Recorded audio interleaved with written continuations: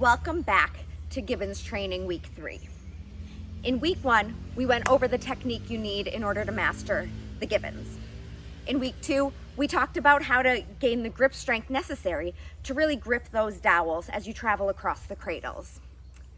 Now for week 3, I'm back here at Camp McCoy, headquarters for Fit Challenge, and I'm going to show you exactly what you need to do in order to master that swing that you need. So remember, when you are traveling across the Force 5 Gibbons, you need to maintain a consistent swing. And from there, you're going to always be able to then place those dowels directly into the cradles. My name is Maggie BATC. I'm the OCR trainer. Let's get into it.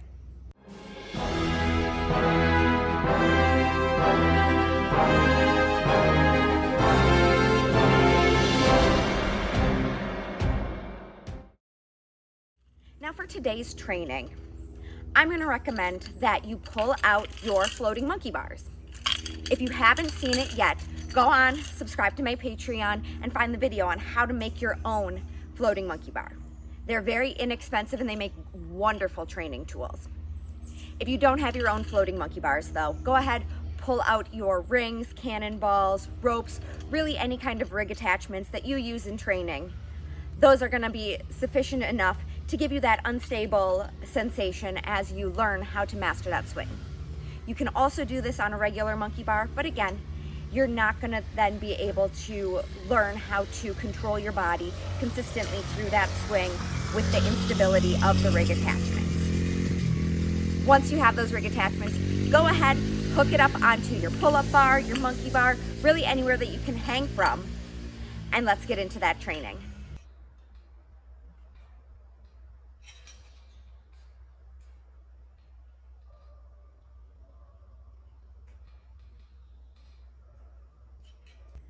Now for our first technique, we are going to start in our dead hang with one hand on each of those floating monkey bars.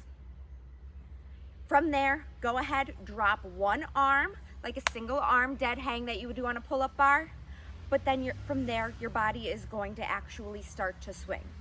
I always recommend keeping your knees tucked, keep your body as tight as possible. As you swing in one direction, go ahead, re-grip, and then you're going to swing it into that other direction and drop the other hand. Go ahead, try this a couple of times. Really master that side-to-side swing first.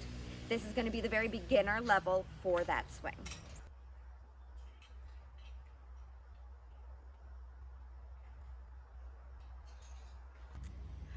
From there, we can actually go forward with it and go ahead, drop one arm as you swing across to the next one, and try to swing with just one hand as you swing through, and then go ahead, reach back behind you, and swing back in the other direction.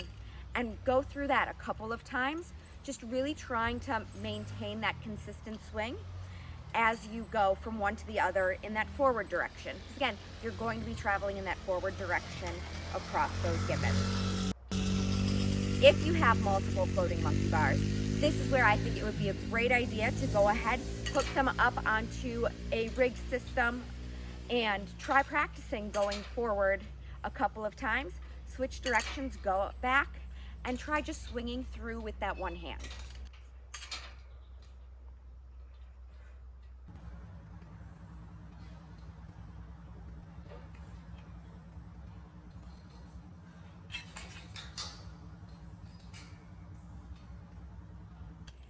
Now, if you aren't comfortable with one hand, remember, there is that two-hand technique that you can do with your Gibbons.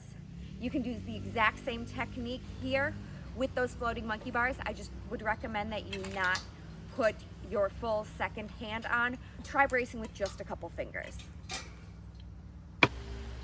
And there you have it.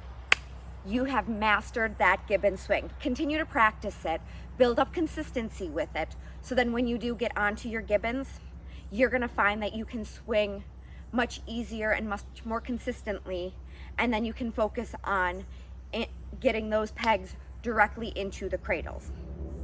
Come back next week, we're gonna talk about coordination. I'm going to show you a couple different things that you can be doing.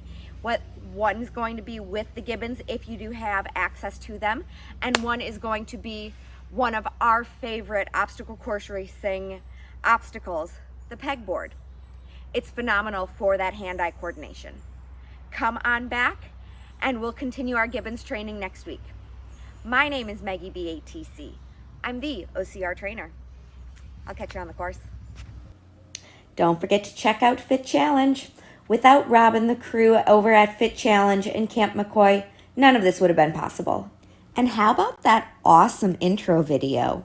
Huge shout out to my good friend Charles McDonald, Mr. Sabretooth OCR himself, for putting that together for me.